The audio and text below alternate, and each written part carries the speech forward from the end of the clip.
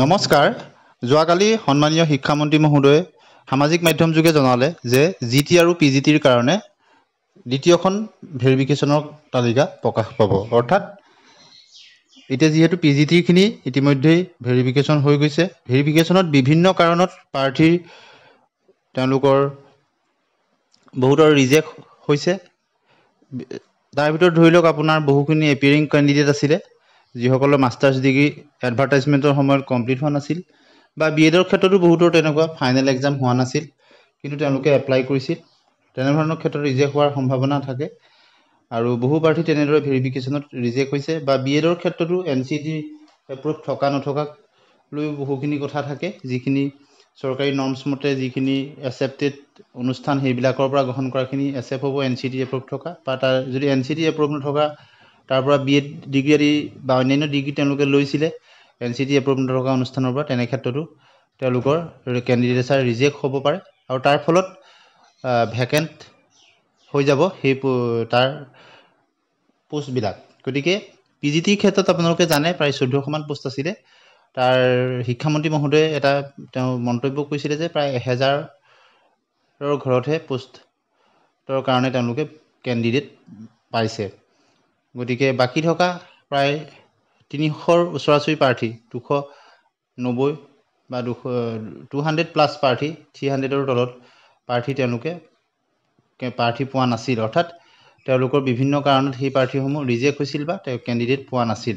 তেনে ক্ষেত্ৰত পৰৱৰ্তী সময়ত যিসকলৰ কিছু পইণ্টৰ কাৰণে বা তেওঁলোকৰ ক্ষেত্ৰত তেওঁলোকৰ নম্বৰ নাপালে, তেওঁলোকৰ নাম নাহিল, কাট অফ স্পৰ্শ কৰিব নোৱাৰিলে, তাৰ ক্ষেত্ৰত ছেকেণ্ড ভেৰিফিকেশ্যন হ'ব বুলি তেওঁ জনাইছে। ঠিক একেদৰে গ্ৰেজুৱেট টিচাৰৰ ভেৰিফিকেশ্যনবিলাক আৰম্ভ হ'ব। সেই ভেৰিফিকেশ্যনতো বহু প্ৰাৰ্থী তেনেকুৱা এপিয়াৰিঙে হওক বা অন্যান্য তেওঁলোকৰ অসুবিধা থাকিলে, যদি এডভাৰটাইজমেণ্টৰ নৰ্মছ ফুলফিল কৰিব নোৱাৰে, তেতিয়াহ'লে তেওঁলোকৰ ভেৰিফিকেশ্যনত হয়তো ৰিজেক্ট হ'ব পাৰে বা হোৱাৰ সম্ভাৱনা থাকিব। আৰু তেনেদৰে যিবিলাক পুনৰ পোষ্ট খালী থাকি যাব, গতিকে কেটেগৰী অনুযায়ী graduate teacher arts, science, maths এনেদৰে বা সংস্কৃতক আদি কৰি সেইবিলাকৰ ক্ষেত্ৰতো পৰৱৰ্তী সময়ত ছেকেণ্ড ভেৰিফিকেশ্যনৰ কাৰণে, ডকুমেণ্ট ভেৰিফিকেশ্যনৰ কাৰণে মাতিব। গতিকে এতিয়া আমি আলোচনা কৰিম, যিহেতু পিজিটিৰখিনি ইতিমধ্যে হৈ গৈছে, ছাবজেক্ট অনুযায়ী কেনেধৰণৰ হ'ব পাৰে। কিছুমান ছাবজেক্ট যিবিলাক একাউণ্টেঞ্চিৰ নিচিনা ছাবজেক্টত য'ত পোষ্ট একেবাৰে কম, তাত হয়তো ৰিজেক্ট নহ'বও পাৰে, হ'লেও একজন বা এটা বা দুটা তেনেকুৱা ধৰণৰ হ'ব পাৰে। সেইবিলাকৰ ক্ষেত্ৰত পইণ্টৰ কাৰণে 0.25ৰ কাৰণে যিবিলাকে পোৱা নাছিল, তেনেকুৱা এজন দুজন প্ৰাৰ্থী অন্তৰ্ভুক্ত তাত হ'ব পাৰে। কিন্তু আছামিজ আৰু এডভান্স আছামিজত 490+ পোষ্ট আছিলে, আৰু যিসকল চিলেক্ট হৈছিলে তেওঁলোকৰ বহুতৰে আছামিজ আৰু এডভান্স আছামিজ দুয়োটাতে তেওঁলোকৰ নাম আহিছিল। গতিকে যদি এডভান্স আছামিজ আৰু আছামিজ দুয়োটা অভাৰলেপ হৈ আছিলে, তেতিয়াহ'লে এডভান্স আছামিজৰ 115টা পোষ্ট আছিলে। গতিকে সেইখিনিৰ ক্ষেত্ৰতো বহুখিনি পোষ্ট খালী হ'ব। বা ৰিজেক্ট যদি হৈছে, ৰিজেক্টটো অন্ততঃ 40-50জন যদি হয়, অৰ্থাৎ 100+ পোষ্ট পুনৰ ওলাই আহিব পাৰে। কিন্তু এডভান্স আছামিজ আৰু আছামিজৰ পোষ্টখিনি অভাৰলেপ হৈ আছেনে নে সকলো পোষ্টৰ কাৰণেই ভেৰিফিকেশ্যনত মাতিছিল, সেই কথাটো কিন্তু স্পষ্ট নহয়। কিন্তু যিবিলাক চিলেক্ট হৈছিলে ডকুমেণ্ট ভেৰিফিকেশ্যনৰ কাৰণে, তেওঁলোকৰ যিসকলে দুয়োটাতে এপ্লাই কৰিছিলে, তেওঁলোকৰ দুয়োটাৰ নামেই আছিলে তাত। অৰ্থাৎ আছামিজ, এডভান্স আছামিজ দুয়োটাতে তেওঁলোকে ভেৰিফাই কৰি আহিছিলে। গতিকে পৰৱৰ্তী সময়ত এই কথাখিনি গম পোৱা যাব। আৰু আছামিজ, এডভান্স আছামিজতো বহুত প্ৰাৰ্থী তেনেদৰে তেওঁলোকৰ একেধৰণৰ কাৰণতে, যিহেতু পোষ্ট বেছি, বহু প্ৰাৰ্থী তেনেকৈ ৰিজেক্ট হৈছিল। গতিকে তেনেধৰণৰ ক্ষেত্ৰত যদি বহুত পোষ্ট পুনৰ খালী হৈ যায়, ৰিজেক্ট হোৱা মিলাই, তেতিয়াহ'লে কাট অফ কিন্তু পৰৱৰ্তী সময়ত যথেষ্টখিনি কমি যাব। য'ত আছামিজ, এডভান্স আছামিজত 65.75ৰ দৰে আছিলে, সেইবিলাকত হয়তো আহি 60 বা 59 এনেধৰণৰ হ'বহি পাৰে ছেকেণ্ড হেৰিয়াত। আৰু ঠিক একেদৰে OBCৰ যেনেদৰে 60.75 আছিলে, ঠিক একেদৰে সেইবিলাকৰ ক্ষেত্ৰতো আহি 54, 53 এনেধৰণৰ হ'ব পাৰে, যদি পোষ্ট 100+ পোষ্ট যদি খালী হৈ যায়। যদি 40-50টা হয়, তেনেহ'লে 2-3 নম্বৰ হ'ব পাৰে। গতিকে এতিয়া প্ৰকৃত কথাটো এতিয়া আমি ক'ব নোৱাৰিম একচুৱেল কিমান পোষ্ট ৰিজেক্ট হৈছে বা কিমান পোষ্ট পুনৰ ওলাইছে, তেনেদৰে তাৰ ওপৰতহে নিৰ্ভৰ কৰিব। কিন্তু আছামিজ, এডভান্স আছামিজৰ ক্ষেত্ৰত যথেষ্টখিনি নম্বৰ কমি যাব, আৰু কিমান পোষ্ট ওলাই গৈছে ৰিজেকশ্যন বা অন্যান্য কাৰণত, তাৰ পাছতহে গম পোৱা যাব।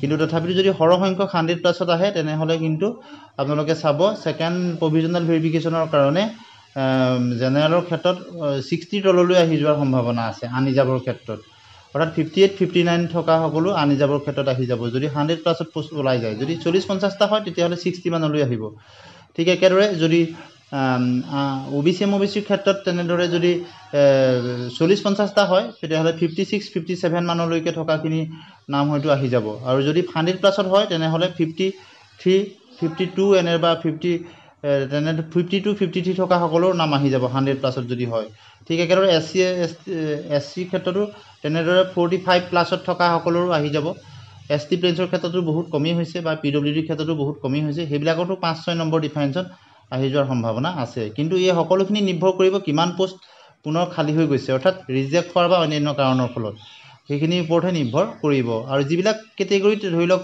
পোষ্ট কম ধৰি লওক 20টা 30টা 40টা আছিলে তেনেবিলাকৰ ক্ষেত্ৰত কিন্তু ৰিজেকশ্যনৰ সংখ্যাও কমিব যেহেতু পোষ্টৰ সংখ্যাই কম গতিকে তেনেবিলাকৰ ক্ষেত্ৰত পইণ্টৰ ক্ষেত্ৰত বা 1-2 নম্বৰ ডিফাৰেন্সত থকা সকল আহি যাব ঠিক একেদৰে ইংলিছৰ ক্ষেত্ৰতো যিসকলৰ 1-2 নম্বৰৰ কাৰণে তেওঁলোকৰ অহা নাছিল বা পইণ্টৰ কাৰণে অহা নাছিল তেওঁলোকৰ কিন্তু ছেকেণ্ডত অহাৰ সম্ভাৱনা প্ৰবল আৰু ভেৰিফিকেশ্যনত কিমান কেনচেল হৈছে বা ৰিজেক্ট হৈছে তাৰ ওপৰত নিৰ্ভৰ কৰিব ঠিক একেদৰে হিষ্ট্ৰী নিচিনা ছাবজেক্টৰো পোষ্ট আছিলে গতিকে এইবিলাকৰ ক্ষেত্ৰতো 2-3 নম্বৰ ডিফাৰেন্সত অহাৰ সম্ভাৱনা আছে আটাইতকৈ বেছি কাট অফ কমি যোৱাৰ সম্ভাৱনা আছামিজ এডভান্স আছামিজতে আছে PGTৰ ক্ষেত্ৰত গতিকে আপোনালোকে পৰৱৰ্তী সময়ত আপোনালোকে যদি ভিডিঅ'টো চাইছে PGTৰ ক্ষেত্ৰত আপোনালোকৰ কিমান নম্বৰ কমিল বা পইণ্ট কিমান কমিল কাট অফ স্পৰ্শ কৰিবলৈ আপোনালোকে কেটেগৰী কিমান আপোনালোকে জনাব গতিকে GDৰ ক্ষেত্ৰতো আপোনাৰ ইয়াৰ প্ৰভাৱ পৰিবগৈ PGTখিনি ওলাই যোৱাৰ পিছত যিসকল আকৌ PGTলৈ গুচি যাব তেওঁলোক GDত যদি চিলেক্ট হয় তাৰ পৰা ওলাব গতিকে GDত আপোনাৰ কাট অফ কিমানলৈ কমিলে কোন কেটেগৰী আৰ্টছৰ নে ছায়েন্সৰ নে আপোনাৰ